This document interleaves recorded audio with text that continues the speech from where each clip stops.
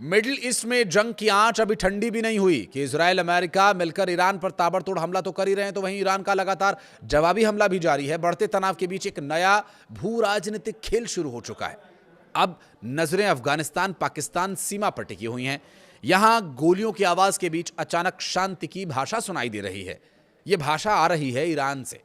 सवाल यह है कि क्या ईरान अब इस इलाके का सरपंच बनने की कोशिश कर रहा है?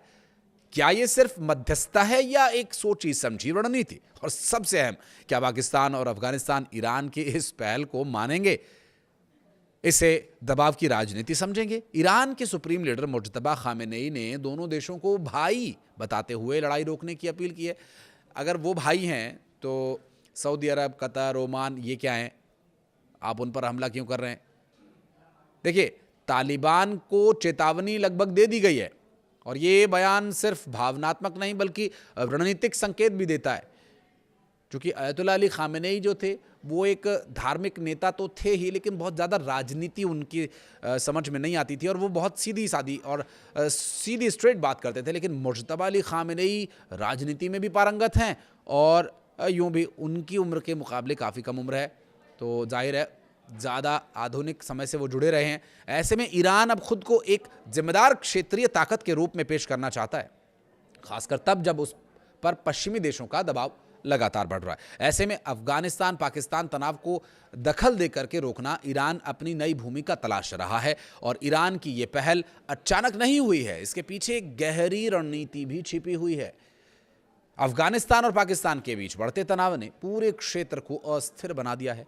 ईरान इस मौके को अपने प्रभाव को बढ़ाने के लिए तो इस्तेमाल कर ही रहा है और साथ ही ये देख रहा है कि हम तो लड़ रहे हैं, पाकिस्तान और अफगानिस्तान अगर शांत रहेगा तो एक तरफ से चिंता थोड़ी तो कम होगी, क्योंकि यहाँ पर वो खुद को शांति दूत की तरह दिखा रहा है जैसे डोनाल्ड ट्रंप।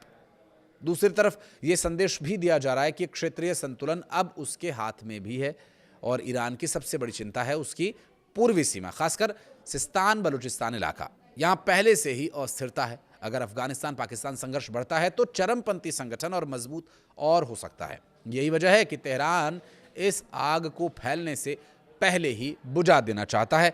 ईरान का ये कदम उसकी अंतर्राष्ट्रीय छवि को सुधारने की कोशिश भी है और लंबे समय से उस पर पश्चिमी देशों के द्वारा लगाए गए प्रतिबंध, ऐसे में खुद को पेस मेकर के रूप में वो पेश करना चाहते हैं। ये एक बहुत बारीक कूटनीतिक चाल है जिसके लिए मुज्तबा अली खामेनेई पूरी तरह से प्रयास कर रहे हैं और इससे ये वैश्विक मंच पर अपनी स्वीकार्यता बढ़ाना भी चाहते हैं, क्योंकि दुनिया तो देख रही है ना ईरान की तरफ। ईरान के ऊपर युद्ध थोपा गया, ईरान के सुप्रीम लीडर को मारा गया, अब नए सुप्रीम लीडर आए और नए सुप्रीम लीडर जो निर्णय ले रहे हैं वो ऐसे निर्णय ले रहे हैं कि हींग लगे ना फिटकर ये रंग चोखा ही चोखा आवे। देखिए, संदेश बहुत स्पष्ट है। ईरान अपने पड़ोस में अराजकता बर्दाश्त नहीं करेगा। अफगानिस्तान में तालिबान और पाकिस्तान की सेना दोनों के लिए ये एक तरह की चेतावनी भी है। अगर हालात बिगड़े तो ईरान सीधा हस्तक्षेप करने के इरादे में है।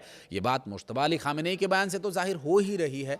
अब ईद का सेलिब्रेशन दहशत के साए में ख़त्म हो, उसके बाद क्या होंगी परिस्थितियाँ, इस पर एक और वीडियो लेकर आएंगे। वीडियो को यहाँ तक देखने के लिए बहुत बहुत धन्यवाद।